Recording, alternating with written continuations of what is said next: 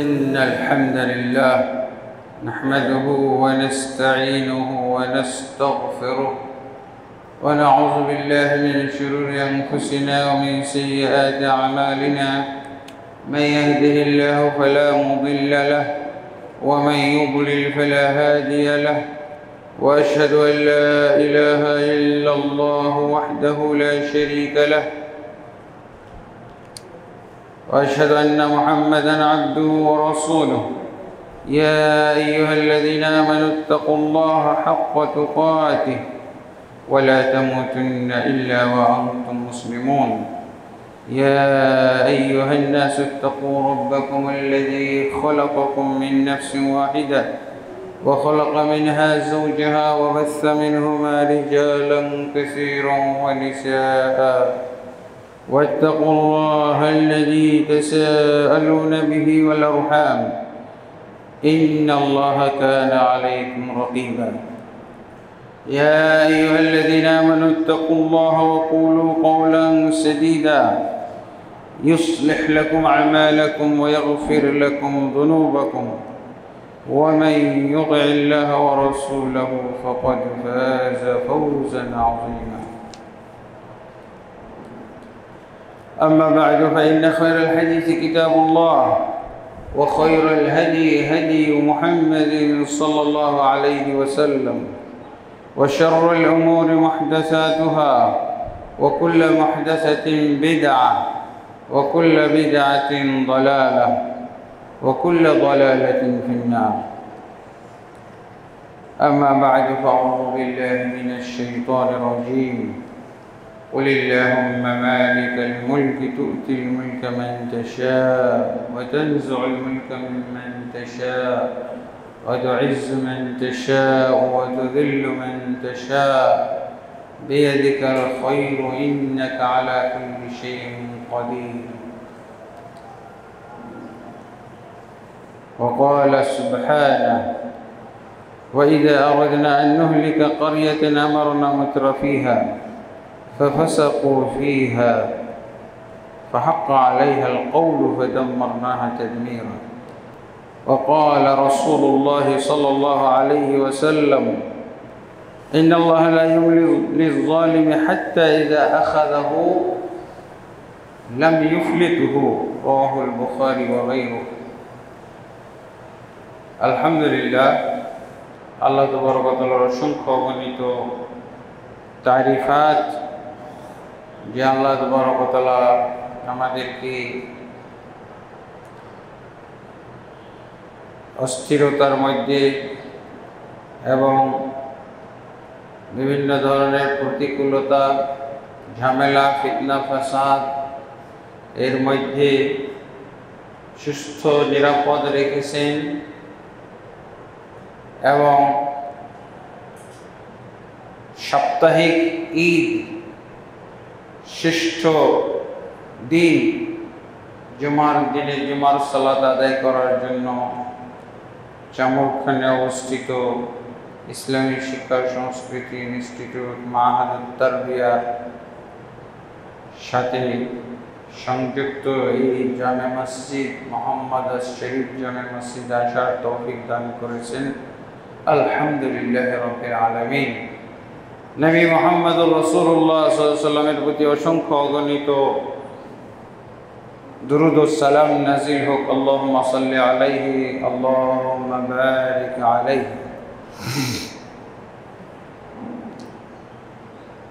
আজকে আমরা যে বিষয়ের উপরে খুতবা দিব সেটা হলো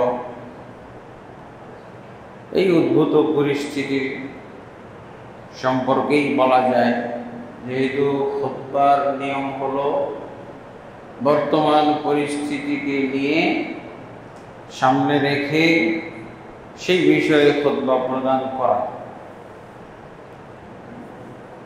খুতবা হলো মুসলিম জাতিকে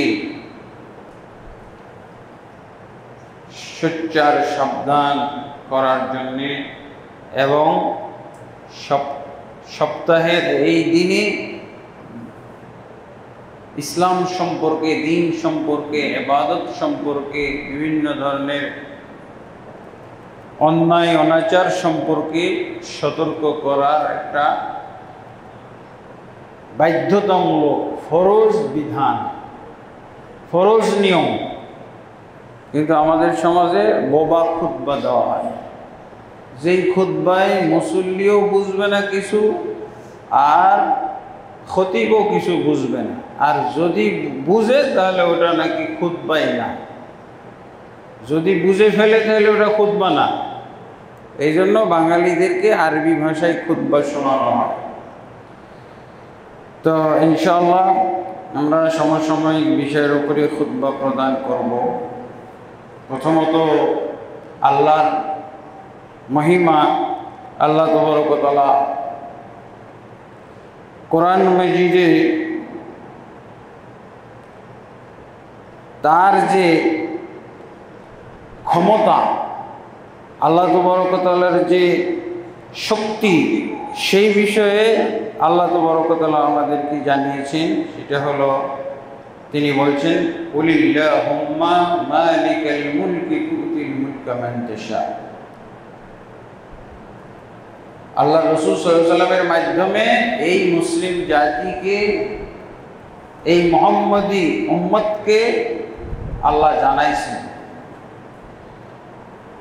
হে রাসূল আপনি বলে দিন যে আল্লাহই হচ্ছেন মালিকাল মুলক, জগতে বিশ্বের এই সমস্ত রাজ্যের মালিককে একমাত্র আল্লাহ। এই আল্লাহ যেহেতু মালিক, এটা আমাদেরকে আল্লাহ তাবারক ওয়া তাআলা স্বীকার করতে বলছেন। আর এরপরে কি বলছেন, তুতিল মুলকা মান তাশা, আল্লাহ তুমি যাকে ইচ্ছা তাকে তুমি রাজত্ব দান করো, আর যাকে ইচ্ছা তার কাছ থেকে রাজত্ব কেড়ে নাও। তারপরে কি বলছেন, ওয়া তুইজ্জু মান তাশা, তুমি যাকে ইচ্ছা ইজ্জত দান করো, ওয়া তুযিল্লু মান তাশা, যাকে ইচ্ছা তুমি বেইজ্জত করো, অপমান করো, অপদস্থ করো। তারপরে বলছেন বিয়াদিকাল খায়র, আল্লাহ তোমার হাতে সকল কল্যাণের চাবিকাঠি, সকল ভালোর চাবিকাঠি আল্লাহর হাতে। ইন্নাকা আলা কুল্লি শাইইন কাদির, নিশ্চয়ই তুমি সমস্ত কিছুর উপরে অতি ক্ষমতাবান। আল্লাহু আকবার। কোরআনের কথা কি ভুল হইতে পারে? আমরা কোরআন বিশ্বাস করি না, আমরা কোরআন পড়ি না, কোরআন শিখি না, কোরআন বুঝি না, কিন্তু কোরআনের মধ্যে যে এত সুন্দর কথা আল্লাহ বলে রেখেছেন, আমরা এখন মুসলমানদের অবস্থা, ধর্মীয় অবস্থা দেখলে বোঝা যায়, মনে হয় চিহ্নিত নাস্তিক কয়েকজন যারা সরব আর ঘোষণা দেওয়া ছাড়া নাস্তিক মনে হচ্ছে আমরা সবাই হয়ে গেছি, নাউজুবিল্লাহ। আমি আস্তিক খালি বললে হবে? আল্লাহ আছে বললে হবে? আল্লাহ আছে, আল্লাহ উপরে আছে, আল্লাহ আরশের উপরে আছে, এইগুলো বিশ্বাস করলেই খালি হবে? আল্লাহর ক্ষমতা, আল্লাহর মহিমা, আল্লাহর কারিশমা, এগুলো বিশ্বাস করতে হবে। তাহলে আল্লাহ আছে বললে নাস্তিক। আর আল্লাহ তাবারক ওয়া তাআলার যে বিভিন্ন ধরনের ক্ষমতা আছে, এটা যদি আপনি স্বীকার না করেন তা আপনি তো আস্তিক হওয়া সত্ত্বেও নাস্তিক। আল্লাহ আছে এটা স্বীকার করার পর কোরআনে যে ডিটেইলস বর্ণনা আছে, যেমন আজকের বর্ণনাটা আমরা কোথা থেকে, সূরা আলে ইমরানের 26 নম্বর আয়াত পড়ছি।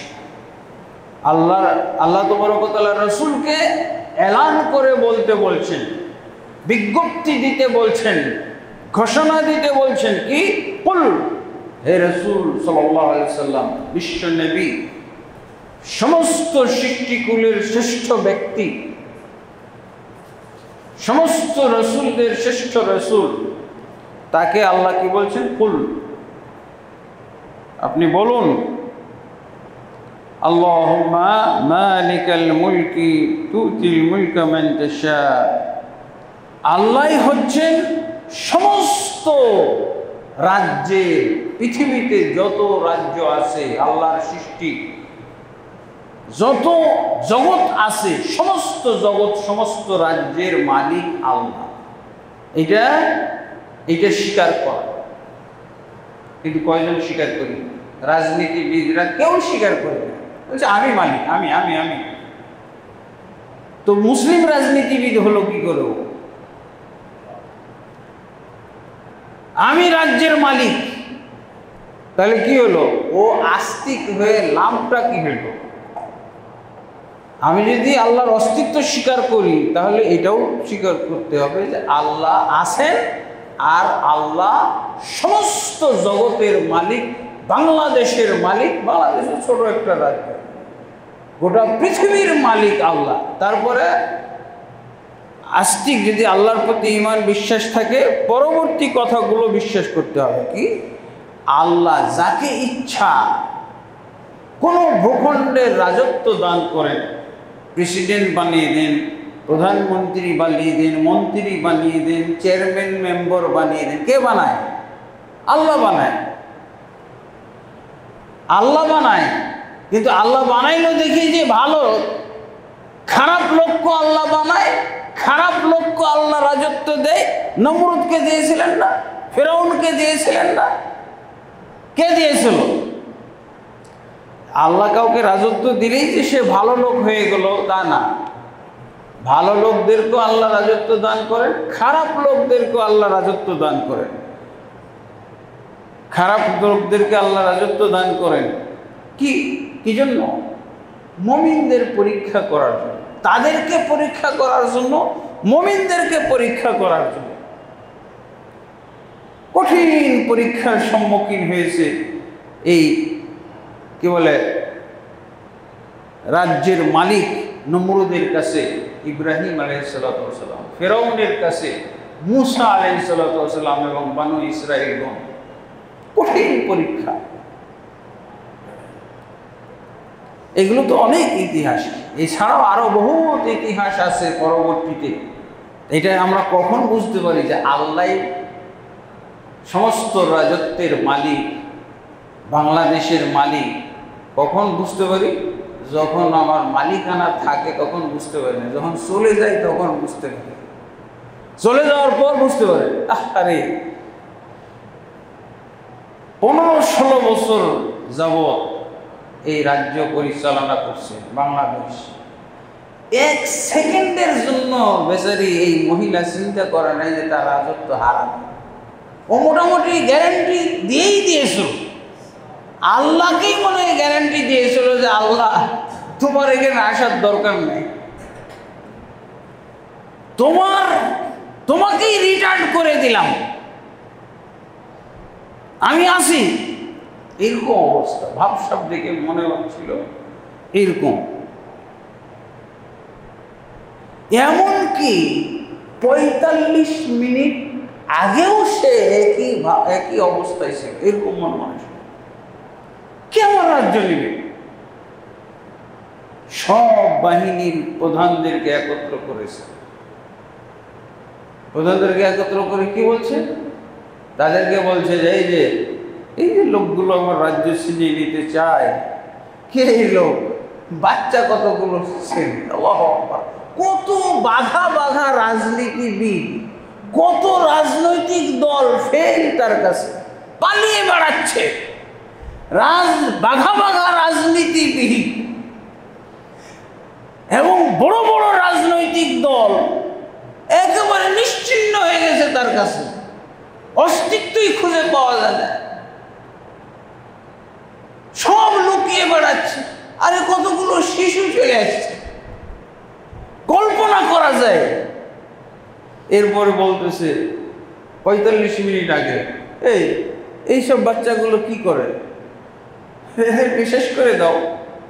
মানে এখনো সে স্বীকার করতেছে না যে আল্লাহ মালিকাল মুলক, আল্লাহ রাজত্ব দিয়েছেন, আল্লাহ রাজত্ব কেড়ে নেবেন ৪৫ মিনিট আগেও তার এই বিশ্বাসটা ছিল না।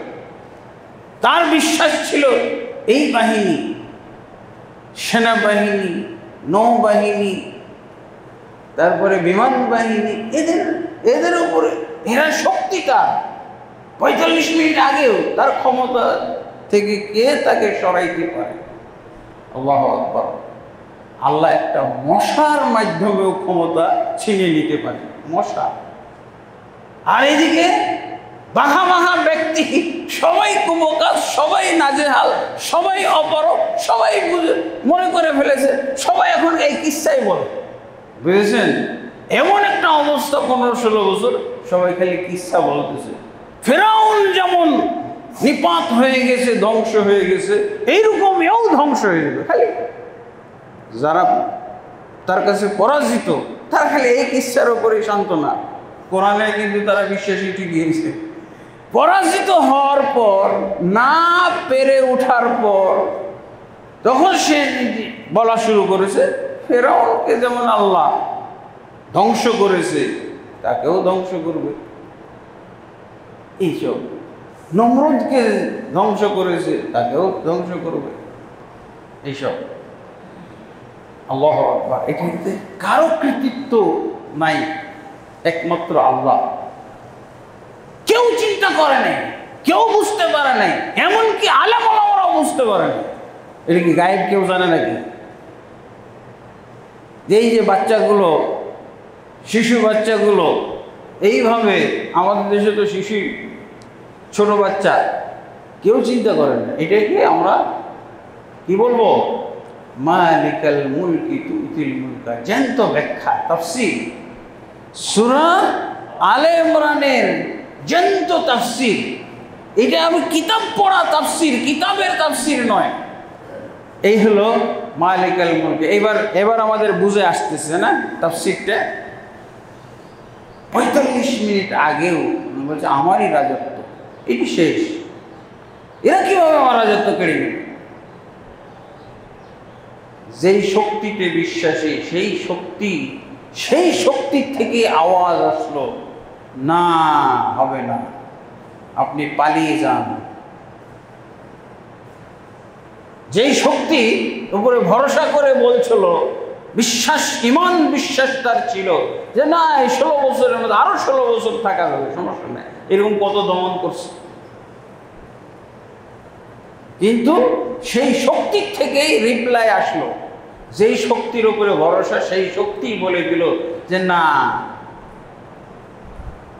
আমরা আপনার সেই চিরচেনা পরিচিত শক্তি আজকে আমরা আপনার জন্য ব্যবহার হইতে পারছি না, দুঃখিত, আপনি চলে যান। অনেক বড় সহযোগিতা করছে, চলে গেছে কত সহজে। অথচ ৪৫ মিনিট আগেও উনি বলছিল থাকবো, আরও কতজন ৪১ সন পর্যন্ত থাকার একটা পরিকল্পনা ছিল। এটা আল্লাহ সরিয়ে দিয়েছে। অন্যরা বলছে যে এই সমন্বয়করা, এই ছাত্র আন্দোলন সরিয়ে দিয়েছে, না, আল্লাহ সরাইছে। আল্লাহ কি সরাসরি এসে সরাই নাকি? আল্লাহ তো কারো মাধ্যমে, আল্লাহ মশার মাধ্যমে সরাই দিয়েছে নমরুদকে। আপনি কি বুঝেন? আমরা তো মনে করতো একটা শিশু দিয়েও যদি সে বিদায় হইতো। একজনই তো বলা যায়, একটা ছেলে, কি জানে, রংপুরে আবু সাইদ। কে জানতো যে সে এইভাবে বক্ষে গুলি পেতে নেওয়ার কারণে এইরকম একটা সমস্যা হয়ে যাবে? সূত্রপাত তো এখানে, মশার মতোই তো অবস্থা। আমি পক্ষে বিপক্ষের কথা বলছি না, আমি আল্লাহর কুদরত, আল্লাহর অস্তিত্ব, আল্লাহর ক্ষমতা, আল্লাহর মহিমা, আল্লাহর কারিশমা বলছি। আল্লাহ কাকে দিয়ে কিভাবে কখন যে নিয়ে আসে, আর কাকে দিয়ে কখন বিদায় করে দেয়, এটা আল্লাহর উপরে বিশ্বাস হইতে পারে। তুতিল মুলকা মান তাশা ওয়া তানজিউল মুলকা মিনহু। আল্লাহ যাকে ইচ্ছা ক্ষমতা দান করেন, যাকে ইচ্ছা ক্ষমতা কেড়ে নেন। এটি হলো আল্লাহর কাম, আমার কাম না, আপনার কাম না, জনগণের কাম না। হয়তো অনেকেই দোয়া করেছে দোয়ার মাধ্যমে কিভাবে হয়? দোয়ার মাধ্যমে কি আল্লাহ নেমে আসে? আল্লাহ কি ফেরেশতা পাঠাই দেয়? ফেরেশতাও পাঠাইছে আল্লাহ। বদরের যুদ্ধে ফেরেশতাও পাঠাইছে না? ফেরেশতাও পাঠাইতে পারে, কিন্তু এখানে কিছু মানুষ পাঠাই দিল, কল্পনাই করা যায় না। আমি তো আসলে কোনো দল করি না। আমি কি কোনো দল করি? আমি খালি আল্লাহর দল করি। আমি কোরআনের দল করি, আমরা হাদিসের দল। সব কোরআনের কথা, কোরআনের আলোকে আমরা কথা বলবো। সমাজের সাথে, প্রেক্ষাপটের সাথে দেখবেন হুবহু খাবে মিলে গেছে। এটা কি বড় শক্তি বলবো নাকি? এই যে বিরাট শক্তি বলবো? আল্লাহ যে মশা দিয়েও বিশাল শক্তি উৎখাত করে দিয়েছেন, তখন কি বলবেন? আল্লাহর জন্য কি বড় কিছু লাগবে? এরকম শোডাউন লাগবে? এরকম হয়েছে না আগে? 2013-তে হয়েছে না শাপলা চত্বরে? কি ওরে আল্লাহ, চতুর্দিকে মানুষ, গোটা ঢাকা শহর মানুষে আর মানুষ। কই, তখন তো হয় না। চাইছিল আল্লাহ তাকে এতদিন পর্যন্ত ক্ষমতায় রাখতে, তাই সে ছিল। এরপরে তার আল্লাহর কাছে তার মেয়াদ ফুরিয়ে গেছে। ওই একই একটা শোডাউন হলো, হ্যাঁ, এটা হয়ে গেল। ওটাও ছিল অভ্যুত্থান, চিন্তা করছিল, যে হয় না। এটা হলো আল্লাহর কারিশমা। কোন, তাহলে কি আমরা যদি এই কথাটা বিশ্বাস করি, আমরা কোন পক্ষে গেলাম? কোরআনের পক্ষে। আমরা কোরআনের পক্ষে। কিন্তু আমরা কোরআনের যে বিবৃতি আছে, কোরআনের যে বর্ণনা আছে, সেটাকে আমরা বাস্তবে মিলিয়ে পেলাম। মিলে গেল। ওয়াতানজিউল মুলকা মিম্মান তাশা, এবং যার কাছ থেকে ইচ্ছা, যখন ইচ্ছা তিনি রাজ্য কেড়ে নেন। ওয়া তুইজ্জু মান তাশা, এবং যাকে ইচ্ছা ইজ্জত দান করেন। ওয়া তুযিল্লু মান তাশা, যাকে ইচ্ছা তিনি বেইজ্জত করেন। বিরাট ইজ্জতের মধ্যে ছিল। যে কেউ রাজ্যের ক্ষমতায় থাকে, রাজত্বের দায়িত্বে থাকে, তার ইজ্জতের শেষ থাকে। আর এখন সেই এত ইজ্জতওয়ালা, সম্মানিত, মাননীয় ব্যক্তি, পার্সন, কোনো দেশই নাকি তাকে ভিসা দিবে না, কোনো দেশই নাকি তিনি যাইতে দিবে না। কত বড় বেইজ্জত! সারা পৃথিবী, এত বিশাল পৃথিবী সংকীর্ণ হয়ে গেল, এত বিশাল পৃথিবী সংকীর্ণ হয়ে গেল। আল্লাহু আকবার। এইটা আপনি খুশি হবেন না, এটা আপনার ক্ষেত্রে ঘটতে পারে। এটা একটা উদাহরণ, কিন্তু আপনিও উদাহরণ হয়ে যেতে পারেন। আপনি এটা মনে করলে ভুল হবে যে এটা খালি ওনার ক্ষেত্রে ঘটে গেছে, আর কারো ক্ষেত্রে ঘটে নাই। বিরোধী দলের ক্ষেত্রেও ঘটে। কত সম্মানী লোক অথচ জেলের মধ্যে আছে। এটা আল্লাহ দিয়েছে। কে দিয়েছে? আল্লাহ দিয়েছে। আল্লাহ, যেহেতু আল্লাহ বলছেন যে আমি ইজ্জত দান করি, আমি বেইজ্জত করি। এটা সবার ক্ষেত্রে, আপনার ক্ষেত্রে হইতে পারে। আপনি মুসল্লি, আপনার ক্ষেত্রেও হইতে পারে। আল্লাহ ইজ্জত দান করেন, বেইজ্জত করেন। এটা যদিও এই আয়াতের সাবাবুন নুজুল, নাজিলের প্রেক্ষাপটটা আমাদের জানারও দরকার নেই। মিলে গেছে না? এটা তো কিয়ামত কাল পর্যন্ত কার্যকর। কিয়ামত কাল পর্যন্ত এই কোরআন হবে সমাধান, সর্বযুগের সব সমাজের জন্য। কাফের মুসলিম সবার সমাধান হলো কোরআন। এখন আমি যদি বলি যে এটা নাজিল হয়েছিল সেই প্রেক্ষাপটেই রেখে দেব, এটা কোন প্রেক্ষাপটে এসেছিল জানেন? এই আয়াতটা নাজিল হয়েছিল, সাবাবুন নজুল কি? ইহুদি নাসারা, ইহুদিরা, বানু ইসরায়েলরা মনে করত যে যেহেতু এর পূর্বে সমস্ত নবী বনু ইসরাইলদের মধ্যে আসছে। হাজার হাজার নবী বনু ইসরাইলদের মধ্যে আসছে। অতএব নবী আসার গোত্র, নবী আসার সমাজ, নবী আসার কমিউনিটি হলো আহলে কিতাব বনু ইসরাইল। আরবদের কাছে নবী আসবে না, এটা হইতে পারে না। এই প্রেক্ষাপটে কিন্তু আয়াত আসছে। তাদের এই আকীদা, তাদের এই বিশ্বাস, তাদের এই আস্থাকে আল্লাহ ধ্বংস করেছে। কিন্তু আয়াত কি ওখানেই রয়ে গেছে নাকি? তাহলে তো আয়াত এক্সপায়ার হয়ে গেছে, শেষ। আজকের সাথে মিলে যাচ্ছে না, প্রতিদিনের সাথে কোরআন মিলবে, প্রতিটা সমাজের সাথে কোরআনের কথা মিলবে। সমাধান আমরা খালি বিশ্বাস করব আল্লাহ।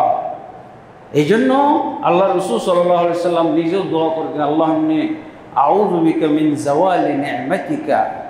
হে আল্লাহ, আমি তোমার কাছে পানা চাই, তুমি যে নিয়ামতটা আমাকে দিয়েছো এই নিয়ামত যেন দূর না হয়ে যায়, এই নিয়ামত থেকে যেন আমি বঞ্চিত না হয়ে যায়। কার কাছে দোয়া করতেন? আল্লাহর কাছে। আল্লাহ, এই নিয়ামত তুমি আমাকে দিয়েছো, এই নিয়ামত থেকে বঞ্চিত করার ক্ষমতা একমাত্র তোমার হাতে আছে।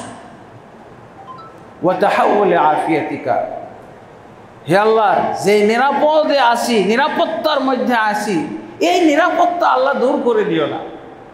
ছাত্র সমাজ মনে করেছিল যে শান্তি প্রতিষ্ঠিত করবে, দেশটা অশান্ত হয়ে গেছে, কিন্তু যাকে চিহ্নিত করা হচ্ছিল, যাকে দায়ী করা হচ্ছিল যে উনি অশান্তি, এখন চলে যাওয়ার পর আরো অশান্তি হয়ে গেছে। শান্তি দেওয়ার মালিককে আল্লাহ, নিরাপত্তা দেওয়ার মালিককে। এই জন্য আল্লাহ রাসূল সাল্লাল্লাহু আলাইহি ওয়াসাল্লাম কার কাছে দোয়া করতেন? ওয়া তাহাওয়ালি আফিয়াতিকা। হে আল্লাহ, আমি তোমার কাছে পানা চাই, তুমি যে নিরাপত্তা দান করেছো এই নিরাপত্তা তুমি আল্লাহ সরিয়ে নিও না। নিরাপত্তা তুমি সরিয়ে, এখন নিরাপত্তা, আমরা নিরাপত্তাহীনতায় ভুগতেছি। সতর্ক করা হচ্ছে, মসজিদের মাইক দিয়ে বলা হচ্ছে, হ্যাঁ কি বলা হচ্ছে? সব ঘুম নষ্ট। আরে শান্তির জন্য করলাম, আবার অশান্তি এসে আরো কঠিন অশান্তির মধ্যে পড়ে গেলাম। আসলে আমরা কেউই কোরআনে বিশ্বাসী না, কেউই আমরা ইসলামে বিশ্বাসী হচ্ছি না, কেউই আমরা। কারা অশান্তি কারা করতেছে? মানুষই তো করছে, এই রাজ্যের মানুষগুলোই তো করতেছে, মুসলমানে করতেছে। এই যে নিরাপত্তাহীনতা ভুগতেছে মুসলমান, এই নিরাপত্তা বিঘ্ন সৃষ্টিকারী কারা? এক শ্রেণীর মুসলমান, কিন্তু ওরা নামে মুসলমান। আল্লাহু আকবার।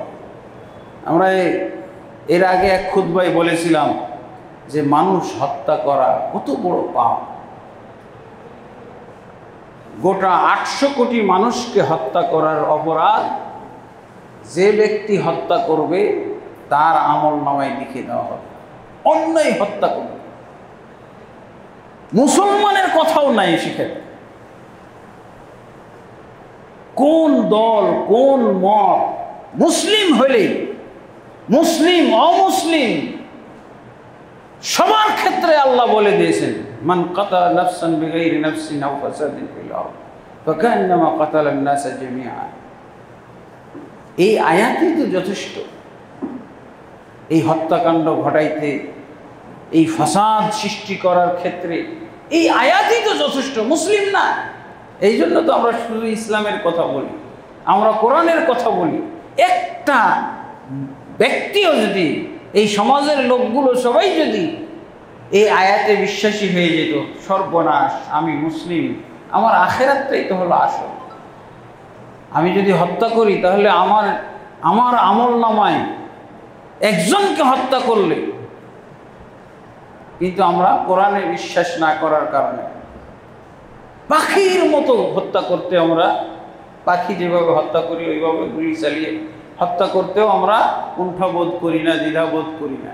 তার মানে এই যে 95% মুসলিম বলতেছি, এই মুসলিম কি কোরআনে বিশ্বাসী মুসলিম, সুন্নায় বিশ্বাসী মুসলিম, এ কি আল্লাহ বিশ্বাসী মুসলিম?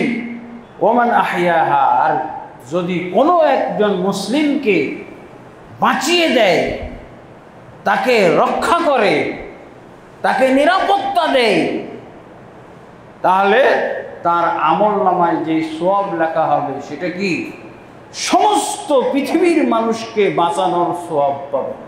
আল্লাহু আকবার। এগুলো আমাদের বলা দরকার না, এগুলো কোরআনের কথা। আল্লাহ তাবারক ওয়া তাআলা আমাদেরকে বোঝার তৌফিক দান করুন। আজকে আমি যে বিষয়ে আলোচনা, এটা হলো একটু প্রেক্ষাপট আলোচনা করলাম।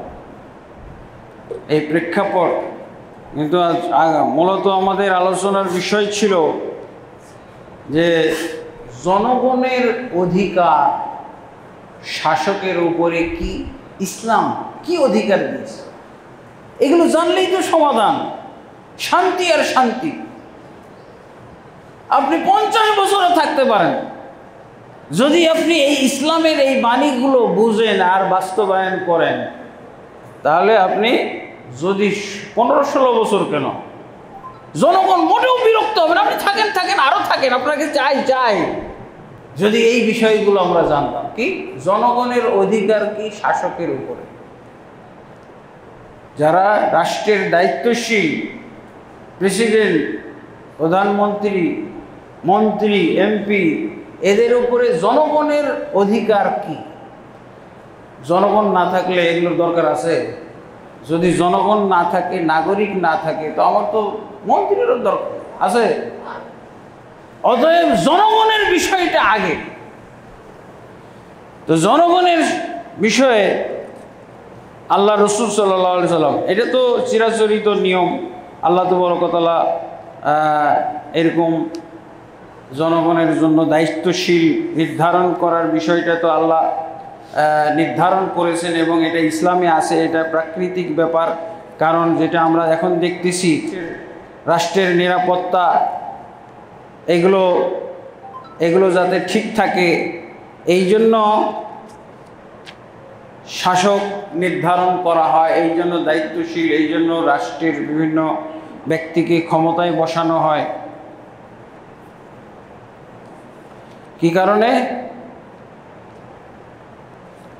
1 নম্বর, প্রত্যেক নাগরিকের জান মাল, ইজ্জত সম্ভ্রম রক্ষার সুব্যবস্থা।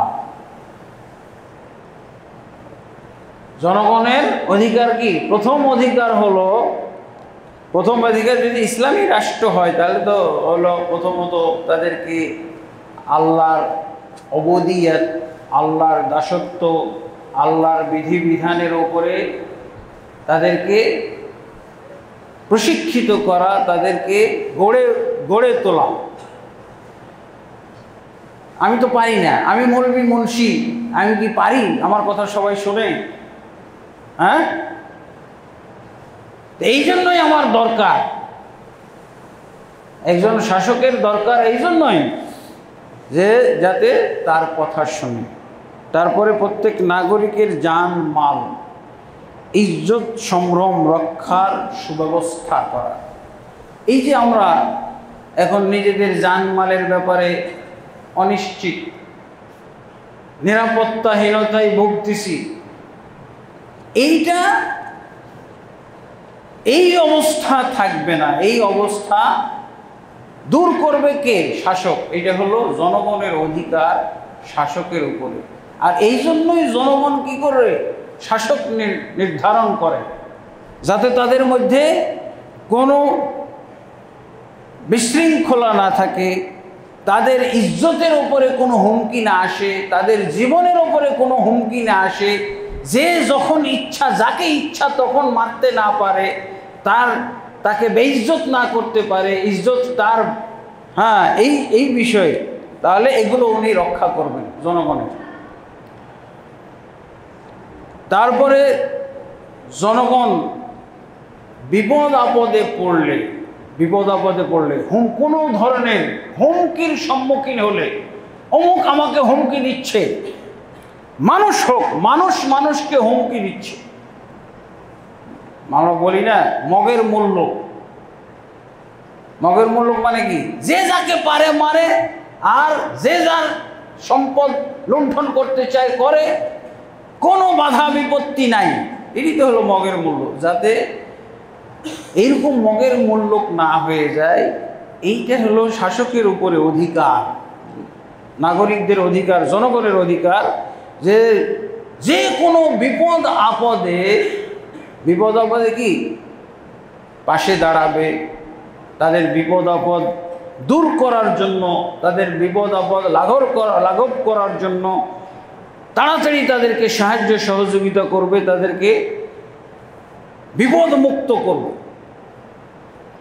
অনেক ধরনের বিপদ আছে না, এমনকি জীব জানোয়ার থেকেও যদি কোনো হুমকি থাকে, বন্য হাতি এসে গেছে, সুন্দরবন থেকে অনেকগুলো বাঘ বের হয়ে এসেছে, শাসকের কাছে সে ব্যবস্থা থাকবে যাতে এগুলোকে দমন করা যায়। তারপরে জুলুম নির্যাতন, একজন আর একজনের উপরে জুলুম করবে, নির্যাতন করবে, হ্যাঁ, এই জালেমকে ঠেকানোর জন্য, জালেমকে শায়েস্তা করার জন্য। নাগরিকদের মধ্যে, জনগণের মধ্যে অনেক জালেম আছে না, জুলুম করে, একজন আর একজনের উপরে জুলুম করে। গ্রামের মধ্যেই পাওয়া যায়, পাড়ার মধ্যেই পাওয়া যায়। মন্ডল সাহেবের নেতৃত্বে জুলুম হয়, মেম্বার সাহেবের নেতৃত্বে যদি জুলুম হয়, চেয়ারম্যান সাহেবের নেতৃত্বে জুলুম হয়, তাহলে কি হবে? তাহলে সেই শাসককে বললে সেই শাসক সহযোগিতা করবে এবং বিষয়টা দেখবে, আর যদি সে অন্যায়কারী হয় তাহলে তাকে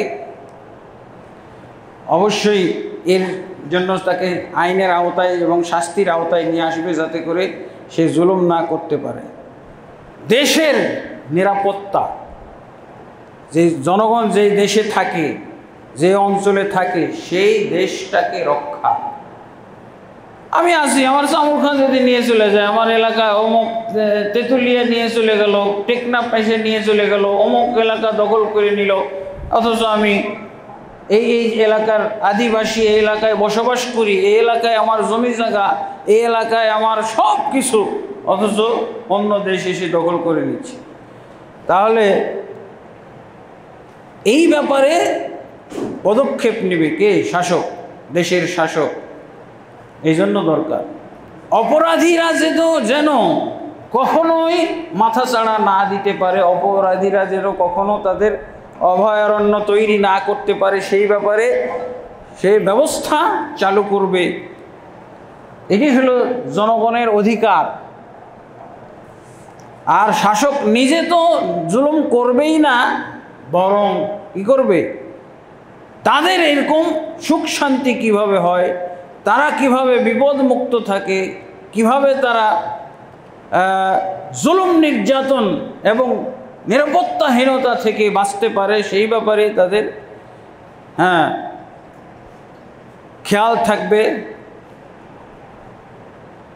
তারপরে সমাজে ন্যায় নিষ্ঠা কায়েম করবে। সমাজে কি ন্যায় নিষ্ঠা? আমি কি বলছিলাম?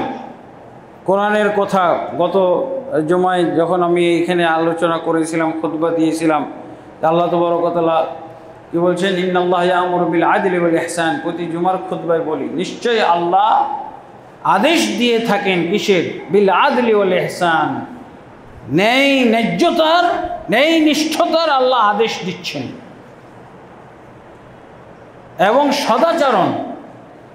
আমরা যাতে ইনসাফ কায়েম করি, ন্যায্যতা কায়েম করি, কোনো ধরনের পার্সিয়ালিটি না করি।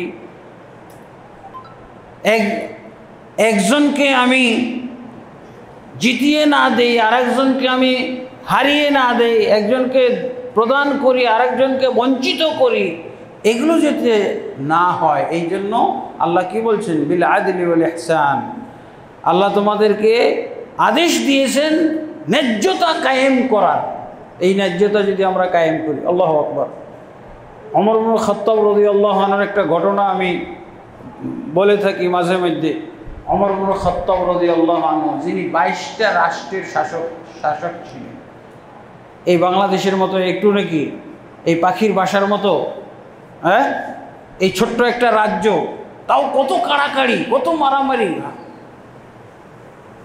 22টা রাষ্ট্র পরিচালনা করছে এবং কাফেররা তাকে দেখে আতঙ্কিত, তার নাম শুনলে আতঙ্কিত, এমনকি ইবলিস শয়তানও আতঙ্কিত ছিল ওমর ইবনে খাত্তাব রাদিয়াল্লাহু আনহু। তিনি তার কোনো মন্ত্র ছিল? তার কি এতই শক্তি ছিল কোটি কোটি মানুষকে সে হত্যা করে ফেলবে? ইমানি বাহিনী তৈরি করেছে। এই ইমানদার বাহিনী বলে আল্লাহ তাবারক ওয়া তাআলা তাকে এত শক্তি দান করেছিলেন, এত সামর্থ্য দান করেছিলেন। তো যখন পারস্য বিজয় করছিলেন, পারস্য মানে কি? পারস্য বলতে সাম্রাজ্য। ধরেন ভারতবর্ষের মতো এলাকা, বাংলাদেশ, পাকিস্তান, হ্যাঁ, নেপাল, ভুটান ইত্যাদি এইসব দেশ মিলিয়ে যে ভারতবর্ষ, এর চেয়েও বড় রাজ্য, ধরেন এর চেয়ে বড় রাজ্য পরিচালনা করতেছিলেন এবং দখল করে ফেলেছিলেন ওমর ইবনে খাত্তাব রাদিয়াল্লাহু আনহুর বাহিনী। মদিনার থেকে গেছে, মদিনার থেকে পাঠাই দিছে, এই যাও পারস্য দখল করো, পারস্যের মুসলমান, পারস্যের কাফেরদেরকে, পারস্যের এই অগ্নিপূজকদেরকে তোমরা ইসলামের আওতায় নিয়ে আসো, ইসলামের আওতায় নিয়ে আসো। তখন ওখানে যুদ্ধ চলল, রাজ্যের পর রাজ্য খতম, রাজ্যের পর রাজ্য খতম করে চলছে, আতঙ্কে আছে। সেই সাম্রাজ্যের সম্রাট খুবই বিপদে আছে। তারা বুঝে গেছে যে আমাদের এই রাজ্য সাম্রাজ্য ধ্বংস করে ফেলা হবে। তো ওনার একটা শখ জাগলো, এই বিপদের মধ্যেই শখ জাগলো। কার? এই রোমের পারস্যের সম্রাটের শখ জাগলো যে এই ওমর লোকটা কেমন, এই লোকটার সম্পর্কে একটা রিপোর্ট আমাকে আইনা দাও। কি এই লোক, কিভাবে সে এই বাহিনী গঠন করলো যে এদের সাথে আমাদের এই লক্ষ লক্ষ সৈন্য পারতেছে না, কয়েক হাজারের কাছে লক্ষ লক্ষ সৈন্য ধ্বংস হয়ে যাচ্ছে। যাও তো এই লোকটা দেখে আসো আর আমাকে রিপোর্ট দাও, এই লোকটা কেমন লোক, কি খায়, কি করে, কি তার আচার আচরণ, কেমন তার চলাফেরা, কেমন তার চলাফেরার স্টাইল, তার নিরাপত্তা বেষ্টনী কেমন, তার সাথে কি পরিমাণ বডিগার্ড থাকে, রক্ষী বাহিনী থাকে, এগুলো সব জেনে আসে। আসছে এসে তো পারস্য তো হলো পুরাণ সভ্যতা না, রোম এবং পারস্য। আরব দেশে তো রাজত্বই ছিল না, রাজত্ব ব্যবস্থায় ছিল না, সব কবিলায় বিভক্ত। আর ওরা প্রতিষ্ঠিত, বহু হাজার হাজার বছর যাবৎ প্রতিষ্ঠিত তারা কি সভ্যতা, তাদের অট্টালিকা আছে, সুরম্য অট্টালিকা, রাজপ্রাসাদ। তো এগুলো সেই রিপোর্ট সংগ্রহকারী ও তো মনে মনে এরকম খেয়াল করে আসছে যে আমাদের এই সম্রাটের চাইতেও তার রাজপ্রাসাদ হয়তো বা কত জাঁকজমকপূর্ণ, কত নিরাপত্তায় ঘেরা থাকবে, কি হবে না হবে, এগুলো সব কল্পনা করতে করতে আসতেছে পারস্য থেকে। ও আল্লাহ, মদিনায় ঢুকেই দেখছি কি সব ছোট ছোট ঘর বাড়ি, হ্যাঁ, একটা বিল্ডিংও নাই, সব পাথর দিয়ে জেন করে অল উঠায় সব বাড়ি করে রাখছে, খেজুরের পাতার চাল, কি অবস্থা। এই কোন জায়গায় আসলাম? এই জায়গার লোকেরা আমাদেরকে তছনছ করতেছে। এই মদিনা একটা ভালো বাড়িও নাই, একটা মনে ওদের দৃষ্টিতে কোনো সভ্য লোকও দেখা যাচ্ছে না, সব কেমন ফকির ফাঁকরা অবস্থা। তারপরে উনি খোঁজ করতে করতে আসলেন এই খলিফা ওমরের বাড়ি কোনটা, সবাই চিনাই দিল যে ওখানে যাও। খলিফা ওমরের বাড়ি গেছে, ওর তো ওর বাড়িতে যাওয়া, কিন্তু বাড়ি এমন হবে এটা সে কল্পনা মনে হচ্ছে আসমান থেকে ধবস করে পড়তেছে, এটা কেমন? তো বলতেছে আরে না, ফকির ওমরের বাড়ি দেখাচ্ছ কেন? খলিফা ওমরের বাড়ি, যার বাহিনী পারস্যে যুদ্ধ করতেছে, রোম সাম্রাজ্যে যুদ্ধ করতেছে, ওই ওমরের বাড়িটা দেখাও। এই ফকির ওমরের বাড়ি নিয়ে আসছো কেন? আমাকে বাড়ি দেখেই পছন্দ হয় না। আল্লাহ আকবার। তারপরে বলছে এই যে উনি নাই বাড়িতে, ওই মসজিদে দেখো। ওখানে গিয়ে তো আর ওর তো চোখ কপালে উঠে গেছে। হ্যাঁ, মসজিদে? আরে জানালা দরজা সব খোলা, একটা ঘর, খেজুরের সব চাল, খেজুরের গাছের সব খুঁটি দিয়ে চাল বানিয়ে চতুর্দিক খোলা। এই খোলা ঘরের মধ্যে এই খলিফা ওমর আছে, আর আমাদের রাজপ্রাসাদের সেই সম্রাট রাজাকে দেখে আতঙ্কিত, প্রকম্পিত, ভয়ে ভীত হয়ে তারা জানেই মারা যাচ্ছে, আর সেই লোক এখানে আছে। কি বলে এগুলো আবল তাবল কথাবার্তা, বিশ্বাস হয় না। তারপর আসলো, এসে বলতেছে খলিফা ওমর নাকি এই ঘরের মধ্যে আছে। কোনটা খলিফা ওমর? মসজিদের লোকজন থাকতে। তো বলছে উনি তো এখন না, এই গরমের মধ্যে ওই যে গাছের নিচে ওই যে পাটি পেড়ে ঘুমাইতেছে। ওর মাথায় নষ্ট। কি কথা এগুলো? সম্রাট আমাদের সেই রাজকীয় রাজপ্রাসাদের মধ্যে বসবাস করে, সেখানেই তারা আতঙ্কিত, যেই লোকটাকে দেখে, যেই লোকের নাম শুনে যারা ঘুমাইতে পারতেছে না, সেই লোক এই গাছের নিচে এভাবে ঘুমায়। আজব ব্যাপার তো। ওখানে যে খলিফা ওমর রাদিয়াল্লাহু আনহু তাকে দেখতেছে, তার আপাদমস্তক, সে তো নাক ডাকায় ঘুমাইতেছে। হ্যাঁ, ও যদি চাইতো যে ওমরকে মারবো, হত্যা করবা, সে যদি কি বলে আত্মঘাতী হয়ে যদি আসতো, তাহলে তো ওমরকে সেদিনই হত্যা করতে পারত। চতুর্দিকে ঘুরতেছে, তফ করতেছে, আর দেখতেছে আপাদমস্তক। তারপরে ও তার একটা অভিজ্ঞতা, সেই অভিজ্ঞতা থেকে একটা মন্তব্য করছিল এই লোক। কি মন্তব্য? ওটা আরবি ইতিহাসের মধ্যে পাওয়া যায়। আদালতা হাকামতা ফা আদালতা ফা নিমতা। ওরে ওমর, তুমি এই জন্যই এখানে এত আরামের ঘুমে আসো, তোমার কোনো শত্রুই নাই। হ্যাঁ, তোমার কোনো শত্রুই নাই, তুমি শাসন ক্ষমতা হাতে নিয়েছো, আর আদল ইনসাফ, ন্যায় নিষ্ঠতা কায়েম করে দিয়েছো। একজনও তোমার বিরুদ্ধে অভিযোগকারী নাই, সবাই তাদের মতো করে ইনসাফ পেয়ে গেছে, হক পেয়ে গেছে। কারোই হকের তুমি ঘাটতি রাখো নেই, কেউ তোমার বিরুদ্ধে অভিযোগকারী নাই। সবাইকে যার যা হক তুমি বুঝিয়ে দিয়েছো, নিজেই বঞ্চিত থেকে সবার হক তুমি বুঝিয়ে দিয়েছো। হাকামতা ফা আদালতা ফা নিমতা। তুমি শাসন ক্ষমতা হাতে নিয়েছো, আর ন্যায় ন্যায্যতা কায়েম করে দিয়েছো, আর এখন আরামে ঘুমাইতেছো। কিন্তু আমাদের শাসকরা তো এরকম না, ঠকায় আর ঠকায়, ঠকায় আর ঠকায়। কি হলো আজকে? অধিকার নিয়ে শুরু করলো। আরে কি হয়েছিল অধিকারে? এই আয়াত কি তাদের কোরআনে নাই? আমাদের যুগের শাসকদের কোরআনের মধ্যে এই আয়াত নাই? ইন্নাল্লাহা ইয়া'মুরু বিল আদলি ওয়াল ইহসান, এই আয়াত কি তাদের কোরআনে নাই? এই যে আমি বলি কি, সব অনর্থের মূল, সব সমস্যার মূল হলো এই যে ইসলাম কোরআন না বুঝা। অর্থ সহ যদি কোরআনটা বুঝতো, এবং এই যে ইতিহাস, আমি যদি চাই একেবারে আজীবন থাকতে চাই, আল্লাহর কসম আজীবন থাকতে পারত, একেবারে 50 সন পর্যন্ত থাকতে পারত, কেউ টু শব্দ করতো না, যদি আদালতা হাকামতা ফা আদালতা ফা নিমতা। ক্ষমতা পেয়েছে, কাদের ক্ষমতা? কাদের উপরে শাসন করতেছে? জনগণ।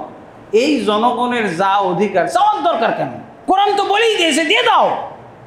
কোরআন স্টাডি করবে আর কার কি অধিকার আছে দিয়ে দিবে, শেষ।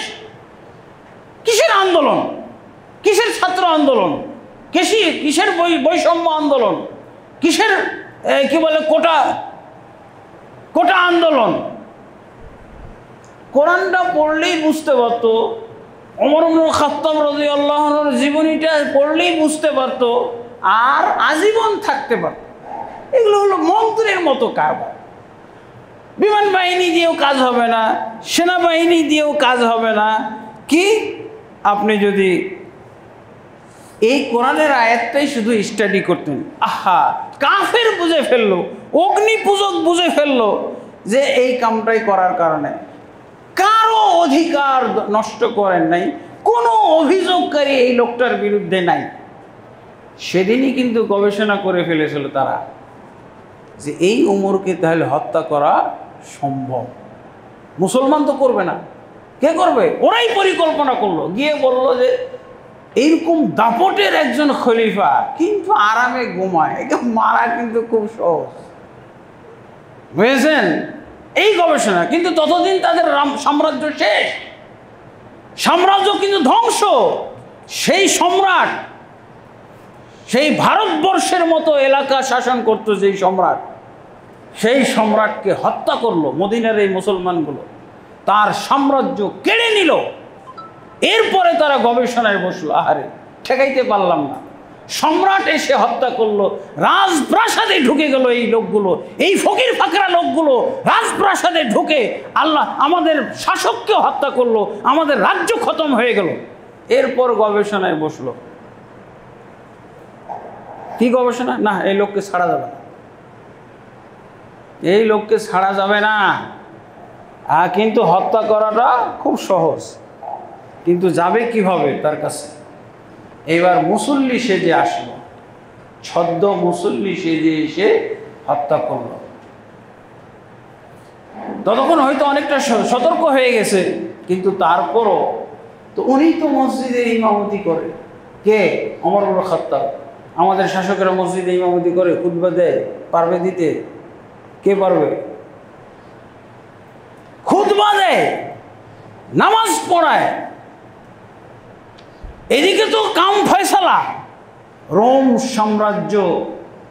রোম সাম্রাজ্যের সম্রাট পালিয়ে যান বাঁচাইবে বেচারা, ওকে খুঁজে পাওয়া যায়নি, ওকেও হত্যা করত, ওরও রাজ্য দখল করে ফেলেছে। তাহলে ভারতবর্ষের মতো এরকম দুইটা সাম্রাজ্য দখল করলো কে? ওমর ইবনে খাত্তাব। কি দিয়ে? এই যে আদল ইনসাফ কায়েম করেছে, আর যা কথা বলে সেটাই করে, যেভাবে তাদেরকে চালায় সেভাবেই চলবে না। আপনি যে খুশি, তার প্রতি খুশি, আনন্দ, তার আপনি আনুগত্য করবেন না? কই আনুগত্য তো করলো না। যখন বলতেছে না এরা এরা এরা আমার ক্ষমতা কেড়ে নিতে আসছে, লাগাও, গুলি চালাও, চালাই নাই তো, আনুগত্য করলো? বলছে না, আমার ভবিষ্যৎ আছে, আপনাকে বাঁচানোর জন্য যদি আমি মেরে ফেলি এত লোকগুলো, আমার তো ভবিষ্যৎ আছে, আমি কোথায় যাব? আনুগত্য করলো না। কিন্তু এমন বাহিনী তৈরি করেছিলেন ওমর ইবনে খাত্তাব, আনুগত্য করত। একজন মুসলমানকে হত্যা করার কোনো সুযোগ ছিল না। হত্যা করলে হত্যার বদলে হত্যা হইতে হবে, কোনো ভুল নাই, কেউ বাঁচাইতে পারবে না। আল্লাহ রাসূল সাল্লাল্লাহু আলাইহি ওয়াসাল্লাম নিজের মেয়ে ফাতেমা সম্পর্কে একটা চুরির ঘটনা, চুরি হয়েছে, প্রমাণিত হয়েছে, হাত কাটা হবে।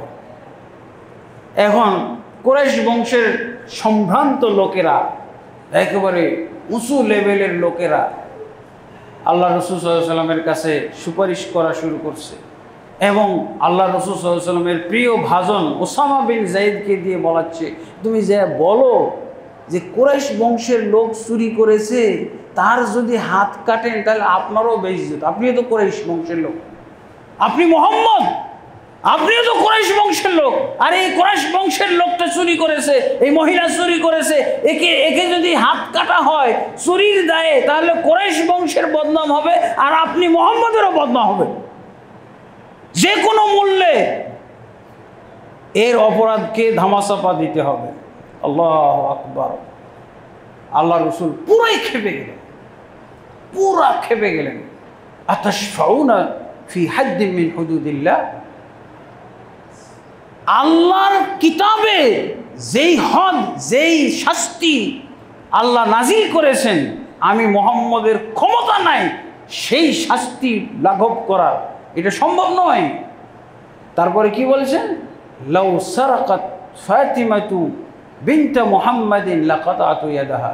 তোমরা কি বলো? আমাকে কি বুঝাইতে আসছো? আমি কুরাইশ বংশে, কি হয়েছে?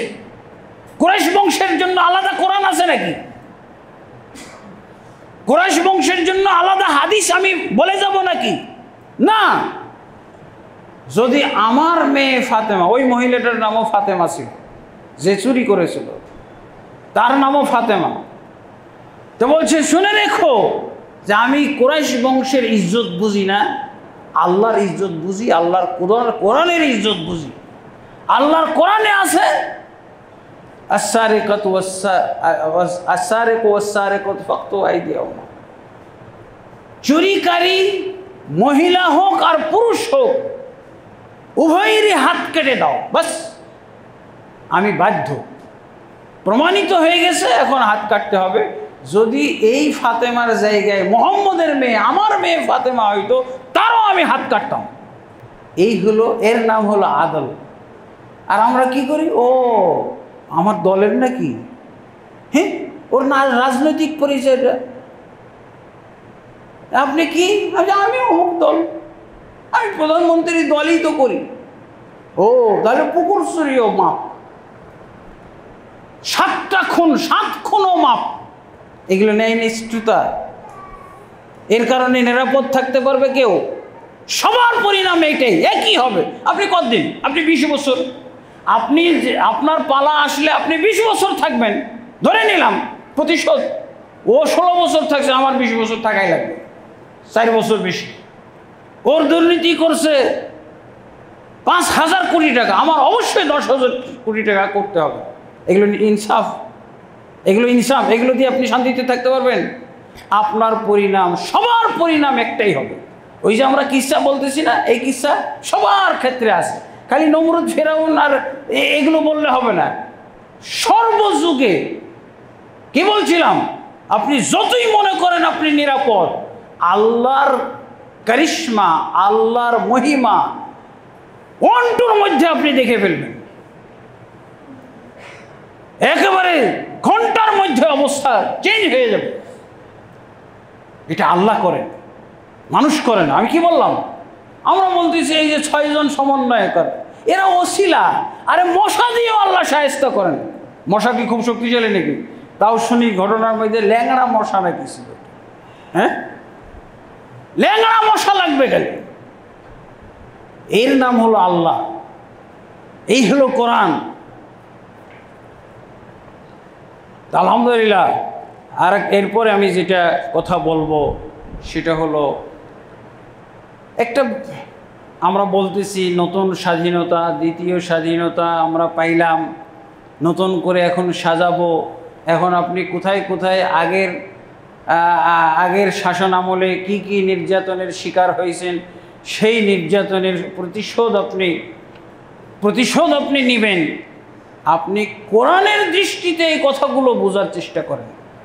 একটা হলো রাজনৈতিক দৃষ্টিতে আমরা বলতেছি, রাজনৈতিক দৃষ্টিতে ছলচাতুরিমূলক কথা না, আমরা প্রতিশোধ নিব না, আমরা মাফ করে দিব, কিন্তু ভিতরের কথা আলাদা।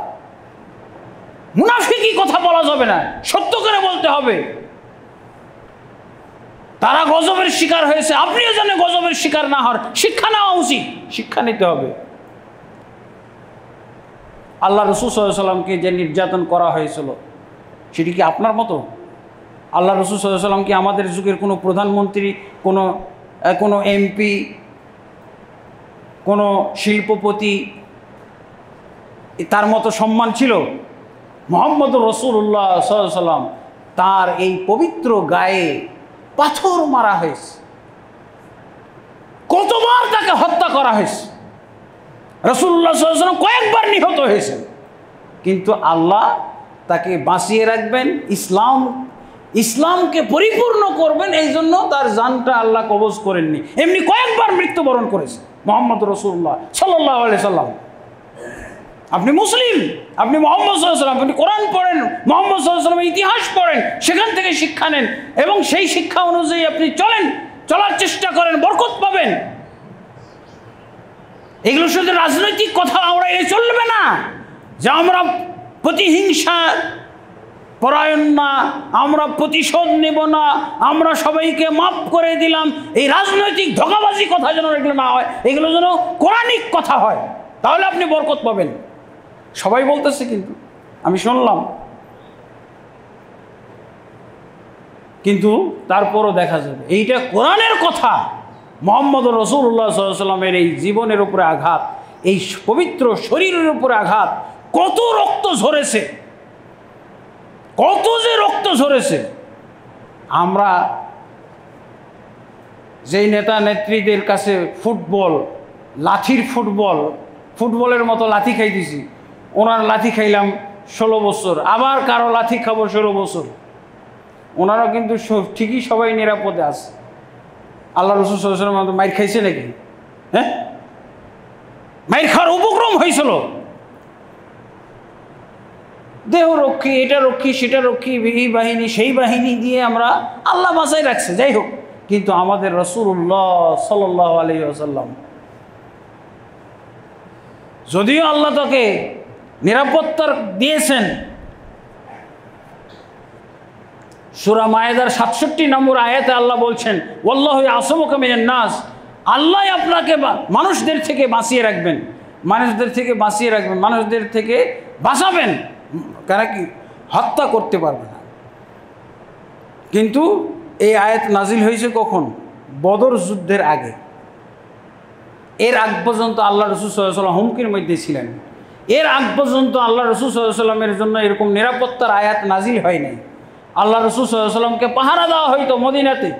আল্লাহ রাসূল সাল্লাল্লাহু আলাইহি ওয়াসাল্লাম বলতেন, আপনারা রাহিকুল মাখতুম পড়েন, আল্লাহ রাসূল সাল্লাল্লাহু আলাইহি ওয়াসাল্লাম বলতেন যে আমার এখনও রেসালাতের দায়িত্ব পূর্ণ করতে পারি নাই, আল্লাহ আমাকে রেসালাত প্রচার এবং পরিপূর্ণ করার দায়িত্ব দিয়ে রেখেছেন, অথচ আমি এখন পর্যন্ত করতে পারি নাই। আমার ভয় হচ্ছে সেই আমি যদিও মদিনায়, মক্কাতে আমাকে হত্যা করে ফেলার পরিকল্পনা পাকাপোক্ত করা হয়েছিল, সেই নিহত অবস্থা কে বলবে যে বাঁচবে? তাকে হত্যা করার জন্য অস্ত্রশস্ত্র নিয়ে আসা হয়েছে, তাকে জবাই করার জন্য অস্ত্রশস্ত্র নেওয়া হয়েছে।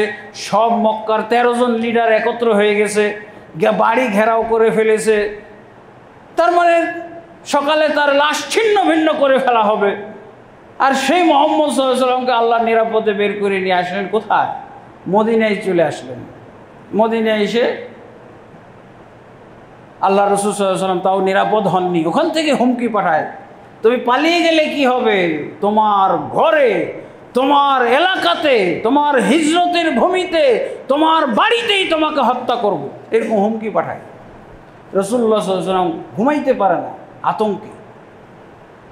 সাহাবায়ে কেরামকে বললেন যে আমি তো অর্ঘমা অবস্থায় থেকে থেকে আমি অসুস্থ হয়ে যাচ্ছি, যে তোমরা কেউ আল্লাহর ওয়াস্তে কি আমাকে পাহারা দিবে, বডিগার্ডের দায়িত্ব পালন করবে? সাদ বিন আবু ওয়াক্কাস আরও অনেকেই পালাক্রমে আল্লাহ রাসূল সাল্লাল্লাহু আলাইহি ওয়াসাল্লাম বডিগার্ড হলেন, রাত্রে পাহারা দিত সারা রাত জেগে জেগে।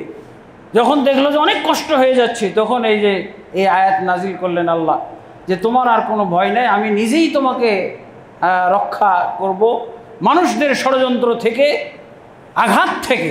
তারপরও তো মানে হত্যা করে ফেলতে পারবে না, কিন্তু তারপরও তো বদরের যুদ্ধে, উহুদের যুদ্ধে আল্লাহ রাসূল সাল্লাল্লাহু আলাইহি ওয়াসাল্লাম আহত হয়েছিলেন না, কঠিনভাবে আহত। সেই সময় একবার নিহত হয়েছে এবং প্রচার হয়ে গেছে, এটা কোরআনের ইতিহাস লেখা হয়েছে, মুহাম্মদ সাল্লাল্লাহু আলাইহি ওয়াসাল্লামকে আমরা হত্যা করে ফেলেছি। যেই মুহাম্মদ সাল্লাল্লাহু আলাইহি ওয়াসাল্লামের এই শরীরে এত আঘাত, কতবার যে মৃত্যু হইতো যদি আল্লাহ তার মাধ্যমে ইসলাম পরিপূর্ণ করতে না চাইতেন, কতবার যে নিহত হইতেন। জাহান্নামে নাকি বারবার নিহত হবে, আবার জীবিত হবে, এটা জাহান্নামের অবস্থা। যদি জাহান্নামের অবস্থা হইতো, তাহলে মুহাম্মদ সাল্লাল্লাহু আলাইহি ওয়াসাল্লাম সেই নেতা ছিলেন যিনি 10 বার নিহত হয়ে জীবিত হয়েছে। আমাদের নেতা নেত্রীগুলো এত এত হুমকি ঝুমকির মধ্যে ছিল, সাহাবায়ে কেরাম কীভাবে জ্যান্ত মানুষকে কড়াইতে ভাজা হয়েছে, তেলের মধ্যে ভাজা হয়েছে, যেমন করে আমরা পেঁয়াজু ভাজা করি, জিলাপি ভাজা করি, সাহাবায়ে কেরামকে এভাবে ভাজা হয়েছে জ্যান্ত অবস্থায়। তারপর যখন ফতে মক্কা হয়ে গেল, মক্কা বিজয় হয়ে গেল, সবাই তো মনে করেছিল আজকে আমাদেরকে কচু কাটা করবে। আল্লাহ রাসূল সাল্লাল্লাহু আলাইহি ওয়াসাল্লাম বলে দিলেন, সবাইকে ক্ষমা করে দিলাম। আল্লাহু আকবার, সবাইকে ক্ষমা করে দিলাম। এই দুই একজন অপরাধীর ব্যাপারে ভিন্ন কথা বলেছিলেন, কিন্তু এমনকি ওয়াহাশী নামক ব্যক্তিও ক্ষমা পেয়ে গেল। আল্লাহ রাসূল সাল্লাল্লাহু আলাইহি ওয়াসাল্লামের চাচা হামজাকে যে হত্যা করেছিল, নির্মমভাবে হত্যা করেছিল, এমনকি কিছু কথিত কথাও আছে যে কলিজা চিবিয়ে খেয়েছিল, যদিও কথাটা সত্য না, ঐতিহাসিকভাবে বর্ণনা করা হয়, মানে নির্মমভাবে হত্যা করা হয়েছিল। এত হত্যাকাণ্ড, সাহাবী হত্যা করা হয়েছে। একই যুদ্ধে, উহুদের যুদ্ধে 70 জন সাহাবীকে হত্যা করা হয়েছে।